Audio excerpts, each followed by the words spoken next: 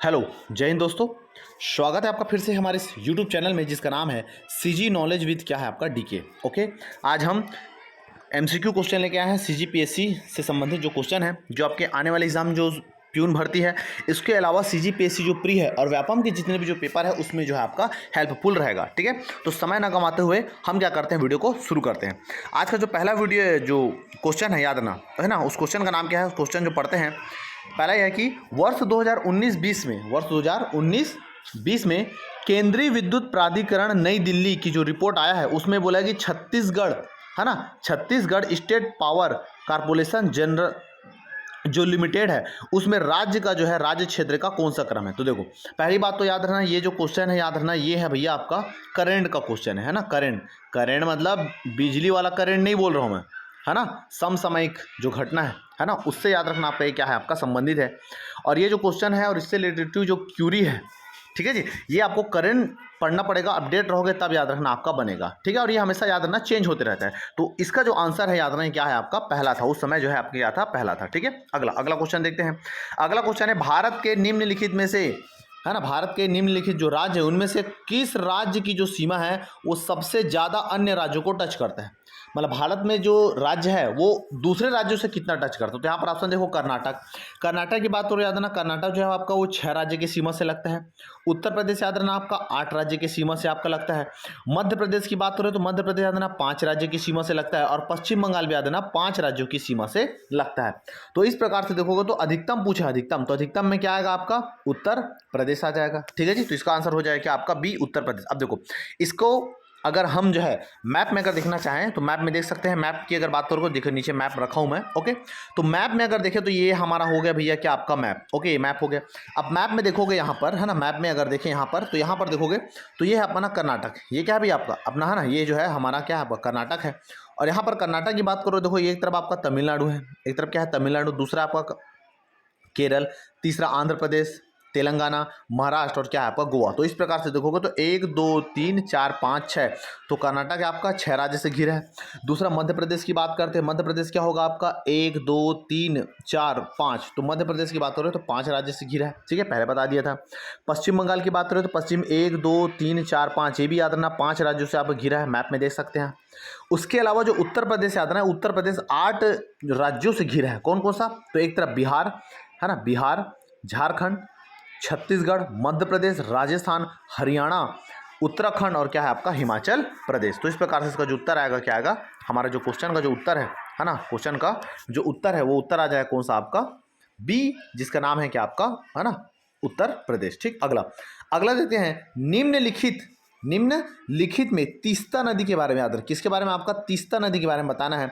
और क्या बता रहा है, तीस्ता नदी के बारे में कौन सा सही नहीं है, याद रखना सही नहीं है, ये पूछ रहा है ना, सही नहीं है। ठीक है, तो इसमें देखते हैं क्या है। तीस्ता नदी की अगर बात करते हैं तो तीस्ता नदी याद रखना, ये अगर देखोगे तो देखो ये हमारा अगर देखोगे तो यहाँ पर ये ऐसा, ये जो है हमारा ये क्या है, ये है आपका पश्चिम बंगाल है, क्या है आपका पश्चिम बंगाल। पश्चिम बंगाल के ऊपर में जो है यहाँ पर क्या है आपका सिक्किम है, क्या है आपका सिक्किम। और उसके अलावा ये वाला जो एरिया है ना, ये है आपका बांग्लादेश। ठीक, अब ध्यान से सुनना तीस्ता नदी के बारे में। ये जो तीस्ता नदी याद है ना, ये निकलता है कहाँ से आपका, सिक्किम से निकलता है। और सिक्किम से निकलने के बाद क्या करता है, ये जाता है कहाँ पर आपका पश्चिम बंगाल में, और पश्चिम बंगाल के बाद जाता है कहाँ पर आपका बांग्लादेश में, और जाके जो है आपका, है ना, बंगाली खाड़ी में गिर जाता है। ठीक, आपका ये मतलब मिलता ब्रह्मपुत्र में है। ठीक है, तो देखते हैं आप।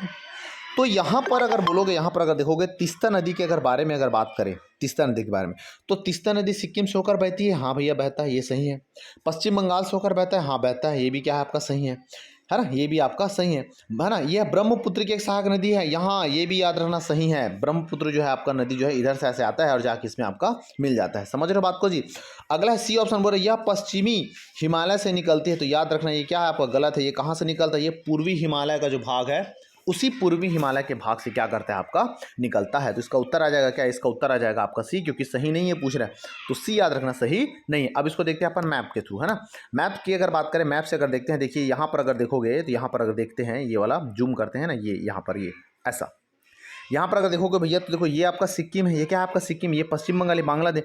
तो जो है ना, तो याद रखना ये जो नदी जो निकलता है ना, नदी जो निकलता है ये कहाँ से निकलेगा, ये निकलेगा आपका, है ना, ये जो है निकलेगा सिक्किम से निकलता है। कहाँ से निकलेगा आपका, सिक्किम से निकलेगा। ओके, तो ये अपना सिक्किम है।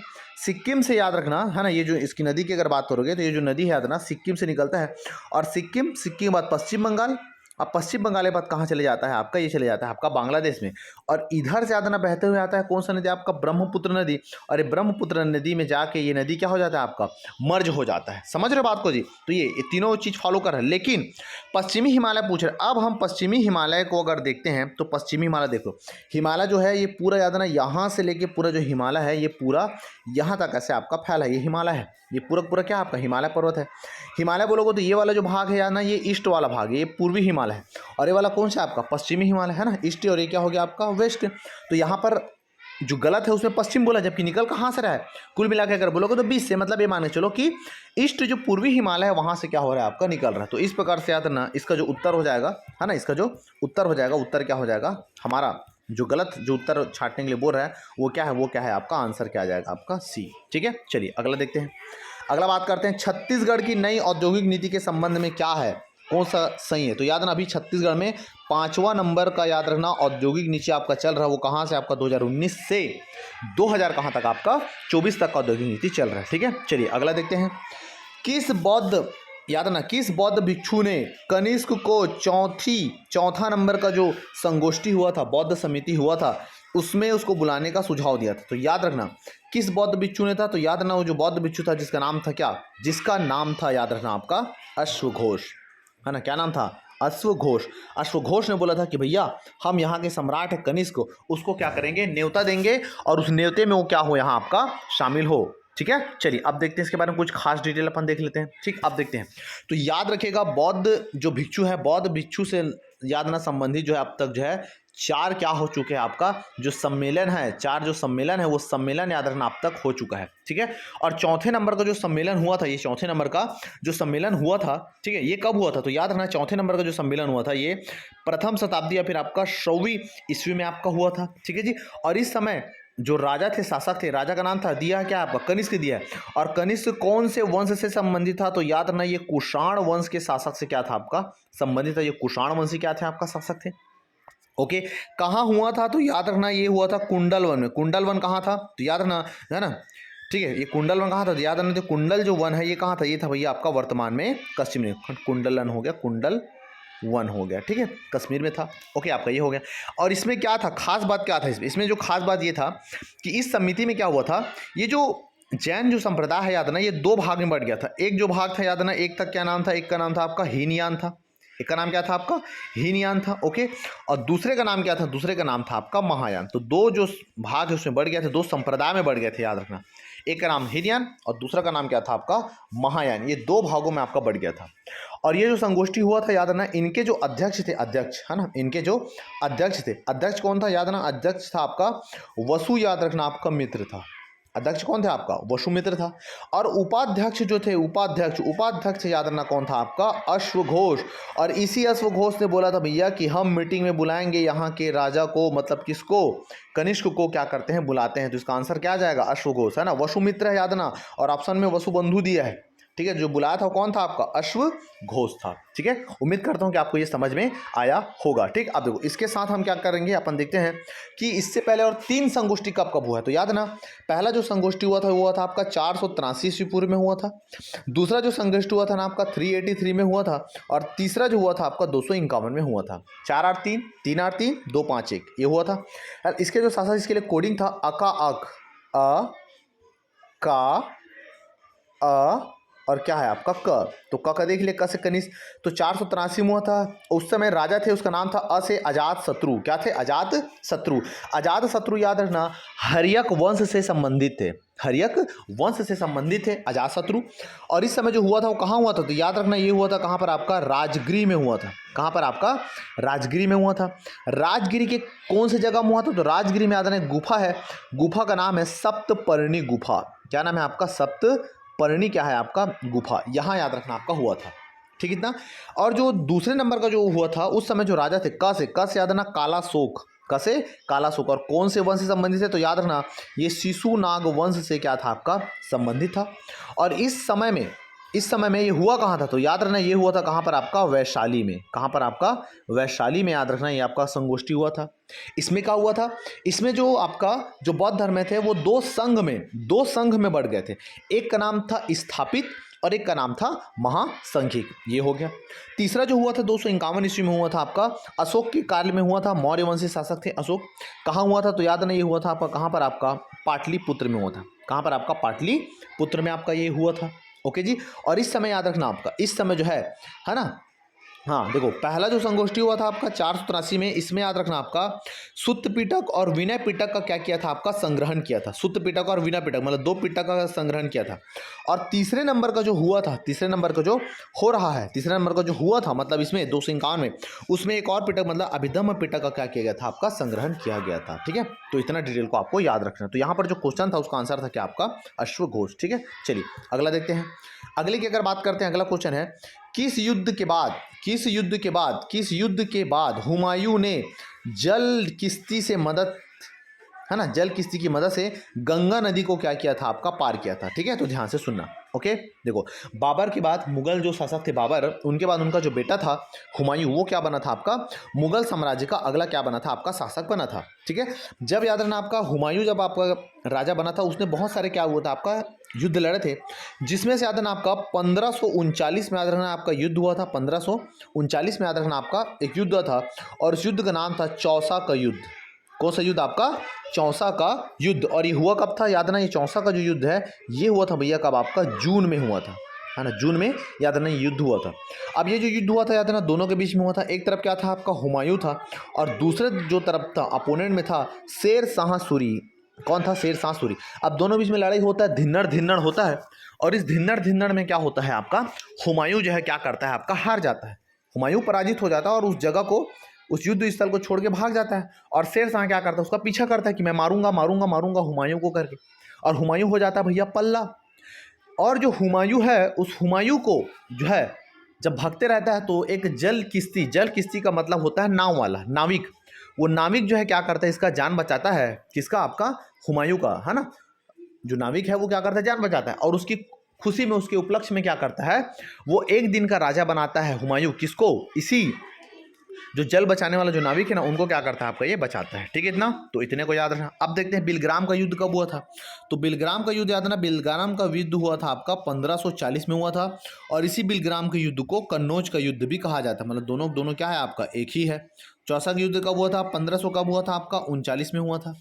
घाघरा का जो युद्ध है याद ना, ये लड़ा था आपका बाबर लड़ा था, मतलब इसका पापा लड़ा था। और कब लड़ा था पापा, 10 साल पहले, मतलब आपका 1529 में आपका लड़ा था। ठीक है जी, तो ये हो गया। तो इस प्रकार से इतना डिटेल को याद रखना। इस क्वेश्चन के हिसाब से इसका जो आंसर है क्या है, आपका चौसा का युद्ध। और बिलग्राम के युद्ध में याद रखना अंतिम रूप से जो हुमायूं है वो पूरी तरीके से क्या हो गया था, आपका पराजित हो गया था।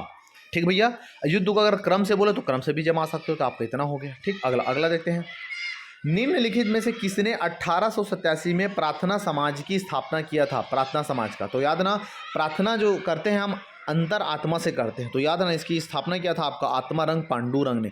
कहाँ किया था, तो याद ना ये किया था उस समय आपका मुंबई, वर्तमान में बोलोगे तो वर्तमान का बम्बई है, सॉरी उस समय का बम्बई है, वर्तमान का क्या है, आपका मुंबई। ठीक है, तो इसको याद रखना। अगला देखते हैं सूची 1 को सूची 2 से क्या करना है अपने को भैया, मिलाना है, कौन सही है कौन क्या है आपका गलत है, मतलब कौन किसमें क्या है, कौन किसका गठन किया गया, उसको अपन देखेंगे। ठीक है, चलिए देखते हैं।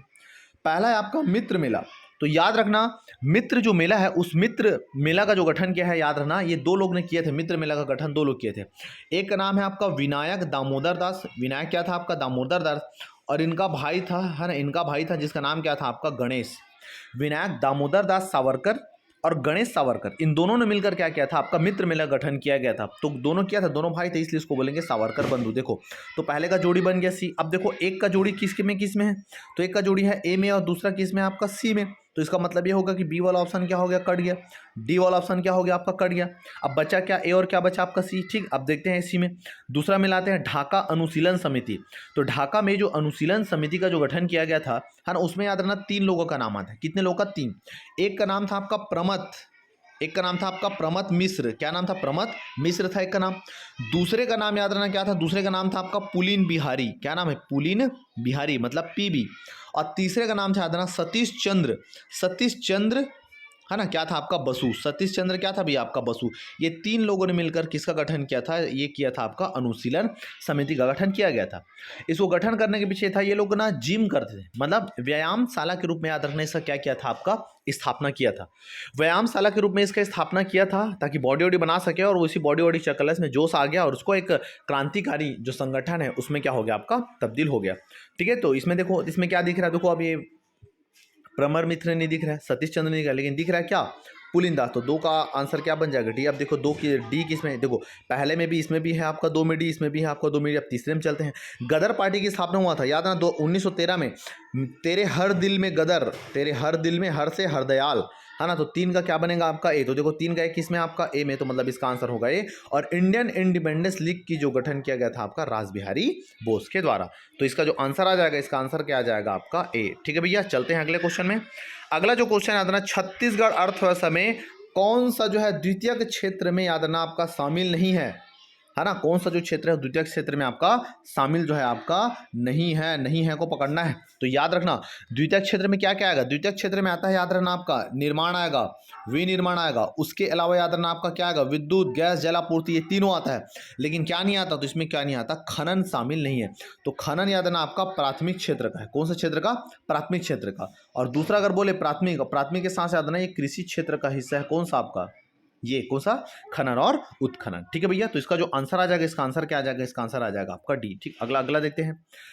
निम्नलिखित में से किसने देश की आज़ादी के समय मतलब आपका 1947 में कांग्रेस की अध्यक्षता किया था। तो याद रखना उस समय जो कांग्रेस की जो अध्यक्षता किया था उसका नाम था आचार्य जेबी कृपलानी। क्या नाम था, आचार्य जेबी कृपलानी ने क्या किया था आपका अध्यक्षता किया था। ठीक है, अगला देखते हैं। अब इसको थोड़ा ध्यान से सुनना। ओके, एक संकल्प विधेयक, है ना, एक संकल्प या बोल सको कोई विधेयक संसद में, है ना, संसद के प्रत्येक सदन से पारित करने के लिए सदन की कुल सदस्य संख्या का बहुमत और उपस्थित व मतदान करने वाले का 2/3 बहुमत से क्या होना चाहिए आपका जरूरी होता है। ऐसा करके पूछ रहे हैं कि मतलब यह है कि संसद में कोई भी विधेयक को पास कराना है ना, कोई भी विधेयक को पास कराने के लिए, है ना, पास कराने के लिए, या संसद में कौन कौन से ऐसे विधेयक है जिनको पास कराने के लिए कुल सदस्य संख्या का बहुमत चाहिए और साथ साथ उपस्थित और मत देने वालों का 2/3 चाहिए। ऐसा कौन कौन सा विधेयक है। ठीक है, तो चलिए देखते हैं। पहला संविधान संशोधन विधेयक। हाँ, संविधान संशोधन विधेयक में दोनों जो संसद के जो दोनों सदन है ना, दोनों जो सदन है उसमें क्या करना है, जो ऊपर जो दिख रहा है ये पैरामीटर, उसमें क्या होना चाहिए, फॉलो होना चाहिए। ठीक, आपातकालीन घोषणा, हाँ आपातकालीन घोषणा के लिए भी याद रखना जरूरी है। तीसरा, सर्वोच्च न्यायालय के न्यायाधीश को हटाना है, हाँ तो भी जरूरी है। राष्ट्रपति को अपने पद से हटाना, याद रखना तो चारों के चारों में याद रखना है क्या होता है आपका सिस्टम है, ये आपका जरूरी है। तो इसका जो उत्तर आ जाएगा, उत्तर क्या आ जाएगा, उपरोक्त सभी, मतलब आंसर क्या आ जाएगा भैया, आंसर आ जाएगा आपका डी। ठीक है, चलिए अगला देखते हैं। यदि एक राज्य विधान सभा की कुल सदस्य संख्या, विधानसभा में कुल सदस्य संख्या कितना है आपका 50 है, तो गणपूर्ति मतलब कोरम कितना होना चाहिए। ठीक है, राज्य विधानसभा बोल रहे हैं ना, तो ध्यान से सुनना। देखिए, कहीं भी मीटिंग स्टार्ट करने के लिए जो कोरम है याद ना, वो जो कुल सदस्य जो संख्या है, कुल सदस्य संख्या का कितना प्रतिशत होना चाहिए, 10% होना चाहिए।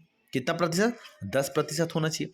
तो 10%, यहाँ पर कुल सदस्य संख्या कितना है आपका 50 दिया है, 50 में काटो 10, ये कट गया, ये कट गया, ये कट गया, ये कट गया, आंसर कितना आया 5। मतलब 5 होना चाहिए गणपूर्ति। लेकिन याद रखिएगा 10% होना चाहिए, लेकिन कम से कम कितना होना चाहिए, कम से कम याद रखना, कम से कम याद रखना, कम से कम जो है 10 जो है, कम से कम 10 जो है सदस्य रहेंगे, तभी याद रखना कोरम पूरा माना जाता है। भले वो 10% जो है वो 5 आ रहा है, लेकिन 10 से कम नहीं होना चाहिए।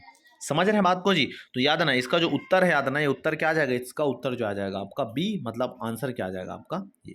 ठीक, अगला देखते हैं। प्रधानमंत्री नरेंद्र मोदी का जो विजन है कौन सा सही है। तो याद ना, भारत को $5 ट्रिलियन अर्थव्यवस्था बनाना है, हाँ ये है, सोचे हैं। आत्मनिर्भर बनाना है, हाँ ये भी सही है।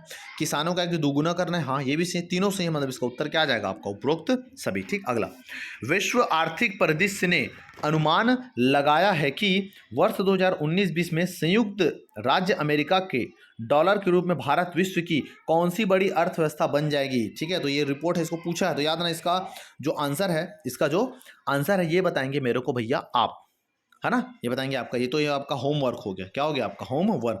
वर्तमान में अगर भारत बोलोगे तो वर्तमान में याद ना, भारत जो है 6वीं बड़ी क्या है आपका अर्थव्यवस्था है। तो पीछे के टॉप कौन है 5? पीछे के टॉप 5 की अगर मैं बात, तो टॉप कौन कौन है? टॉप की अगर बात करें, टॉप में अगर देखोगे तो पहला है आपका यूएसए। पहला क्या है आपका? यूएसए मतलब आपका अमेरिका। दूसरा कौन सा है आपका? चाइना है ना, चाइना है। ओके। तीसरा कौन सा है? तीसरा भी आपका जापान है। जापान के बाद अगला कौन सा है आपका? जर्मनी है। और जर्मनी बाद जो पांचवा है वो क्या है आपका? ब्रिटेन है। ओके, क्या है आपका? ब्रिटेन। और छठवें नंबर पर कौन है? हमारा प्यारा भारत। ठीक है भैया, तो इतने को आपको याद रखना है। ठीक है, अगला अगला चलते हैं जल्दी से। तबकात नासिरी के लेखक कौन थे? तो याद ना, इसके जो लेखक थे वो कौन थे आपका? मिनहाज उल सुराज इनके क्या है आपका? लेखक है ना। ये क्या है आपका? लेखक। ये गुलाम वंशी जो आपका जो शासक है ना, गुलाम वंशी जो शासक है, उनके शासनकाल में ये थे। और कौन है गुलाम वंशी उस समय के जो शासक है? ये थे याद ना, इल्तुतमिश। ओके भैया, चलिए अगला देखते हैं। परीक्षा है ना, आप देखते हैं आपका ये हिंदी वाला जो पोर्शन है ये शुरू हो गया, क्योंकि प्यून में हिंदी से संबंधित जो क्वेश्चन है पूछने वाले हैं। ठीक है, अब अगला देखते हैं। प्रतियोगी परीक्षा की तैयारी में जी तोड़ मेहनत कर वह प्रथम आया, इस तरह वह खालिस्तान मतलब भारी मेहनत किया प्रथम आ गया। तो कौन सा मुहावरा उसमें जुड़ता है? अंधों में काना राज? नहीं, ये गलत है। अपने पैर पर खड़ा होना? हो सकता है, हाँ होगा। अपना हाथ जगन्नाथ? नहीं, ये गलत है। डूबते को तिनके साना? नहीं, गलत है। मेहनत करके है मतलब अपने पैरों पर क्या हो गया है? वो खड़ा हो गया है। आप लोग भी जब पोस्ट पाओगे तो अपने पैरों पर क्या हो जाओगे? खड़े होगे, है ना। पता नहीं अभी किस में खड़े हो, तो बैठे होगे यार, शायद अभी बैठे हो ना। ठीक, चलो आगे देते हैं। चुल्लू भर पानी में डूब के मनला मतलब होता है जब किसी को बोलते हैं ना शर्म नहीं आता रे, है ना, ऐसे करके। तो याद ना, इसका मतलब क्या होगा? इसका मतलब होगा लज्जित होना। ठीक, अगला अगला देखते हैं। सात चरई सात रंग डारे बैठीन तो एक रंग मतलब सात चरई, सात अलग अलग लेयर है, सात रंग, सात का अलग अलग क्या है आपका? लेयर है। लेकिन जब सबको एक साथ करते हैं तो एक रंग कहलाता है, और रंग कहलाता है क्या? इंद्र धनुष। ठीक है भैया, इतने को याद रखना। अगला, खुशियां मनाना का क्या है मुहावरा का अर्थ? खुशियां मनाना का मतलब ये होता है ना, घर में गंगा बहाना? नहीं। घूरे के दिन फिरना? नहीं। बंदूक छोड़ना? नहीं। घी के क्या होना आपका? दीपक जलाना। भारी जब खुश होता है ना आदमी, तो एक से एक घर में पकवान वकवान बनाता है, फूल एकदम घी वी का, तो इसका उत्तर आ जाएगा आपका घी के दिए जलाना। ठीक, अब देखते हैं छत्तीसगढ़ी के कुछ क्वेश्चन हम लेके आए हैं। तो छत्तीसगढ़ी के जो क्वेश्चन है, पहट। पहट का मतलब क्या होता है? याद ना, पहट का मतलब जो है छत्तीसगढ़ी में अगर देखोगे तो उसका मतलब होता है सुबह। सुबह मतलब होता है प्रभात। क्या होगा? प्रभात। ठीक है, तो इसका उत्तर आ जाए कौन सा आपका? ए का सी। ठीक, अगला अगला आ जाए कौन सा आपका? तत्सम शब्द धवल का छत्तीसगढ़ी याद है। धवल का मतलब होता है स्वच्छ, तो इसी को छत्तीसगढ़ी भाषा में याद रखना बोलते हैं क्या? धौरा। क्या बोलेंगे? धौरा। याद रखेगा, छत्तीसगढ़ी अच्छे अच्छों का तेल निकल जाता है बाबूरे, है ना। समझ रहे बात को? तो ये हो गया। अगला मंडप। मंडप को छत्तीसगढ़ी में क्या बोलते हैं? सबको पता है, बताने की जरूरत नहीं है। क्या बोलते हैं? मड़वा बोलते हैं। मड़वा। मड़वा काटते हैं ना शादी जब होता है तो। ओके, अगला छत्तीसगढ़ी में छत्तीसगढ़ी शब्द जो रुख है उसको तत्सम में क्या बोलते हैं? तो याद ना, तत्सम में उसको बोला जाता है वृक्ष बोला जाता है, सबको पता होगा। अगला अगला देखते हैं। अगला और लास्ट क्वेश्चन है हमारा इस सीरीज का। ठीक, अगला, सही जोड़ी को अपने क्या करना है? आपका मिलाना है। ठीक है, गरु। गरु का मतलब क्या होता है? गरु का मतलब होता है भारी। बोलते हैं ना कि लेखा मला भारी गरु है करके, तो गरु का मतलब होता है क्या? गरु का मतलब होता है भारी होता है। ओके, दूसरा ए का क्या आ गया? चार। अब देखो ए का चार किस में जुड़े? तो ए का चार दिख रहा है आपका बी में, और किस में दिख रहा है आपका? डी में। मतलब ए खत्म, सी खत्म, बचा ए और आपका डी, ये होगा। ठीक, अगला गेर्रा। नहीं पता, छोड़ दो, होल्ड करो। गेरवा, इसको भी छोड़ दो। अगला जगह चलते हैं, गरवा। गरवा का मतलब पता है? गाय बेला होता है। गरवा का मतलब गाय बेला, तो माने चलो गरवा क्या आ जाएगा आपका? दूसरा आ जाएगा। गरवा मतलब डी का दूसरा, तो देखो डी का दूसरा देखो बी ऑप्शन में सुटेबल हो रहा है। मतलब यह है कि गेरवा का मतलब क्या होगा? सॉरी, गेर्रा का मतलब क्या होगा? गेर्रा का मतलब होगा पुरुष के जरूरत ले ज्यादा बाढ़े केस, मतलब लड़के लोगों का बहुत लंबा लंबा केस है ना, पूरा जटी वाले जटा वाले बाबा बन के घूम रहे हैं, कुछ होते हैं ऐसे कार्टून टाइप के लोग। और गेरवा का मतलब क्या होगा? डोर के गर्दन में बांधे रस्सी। तो इसका जो उत्तर आ जाएगा प्यारे बच्चों, याद ना, क्या आ जाएगा आपका? ऑप्शन नंबर आ जाएगा आपका बी। ठीक है, तो उम्मीद करता हूं कि, है ना, सॉरी खत्म हो गया। तो आज का जो वीडियो सीरीज है आपके लिए हेल्पफुल रहा होगा। देखिए, याद रखना, जो व्यापम और जो पीएससी है ये हल्का में नहीं है ना। ऐसा मत सोचना कि प्यून का पेपर है या एसआई का पेपर है तो उसको हल्के में ले लेंगे, है ना। बोलते ना, व्यापम याद रखना खेल नहीं है बच्चों का, इसमें तेल निकल जाता है अच्छे अच्छों का। इसलिए बोल रहा हूँ, ईमानदारी से अच्छा से अगर पढ़ोगे ना बाबूरे तो एकदम निकल जाएगा। समझ रहे बात को? तो जितना मैं एमसीक्यू बताया हूँ उसको अच्छे से कीजिएगा। ओके, ठीक है जी। और वीडियो अगर अच्छा लगता है यार, याद ना, तो जितना ज़्यादा हो सके अपने दोस्त फ्रेंड सर्कल जो तैयारी कर रहे हैं उनको क्या कीजिए, आप सेंड कीजिए। ठीक है, तो चलिए मिलते हैं आपका नेक्स्ट वीडियो के साथ। तब तक के लिए जय भारत, जय छत्तीसगढ़, नमस्कार।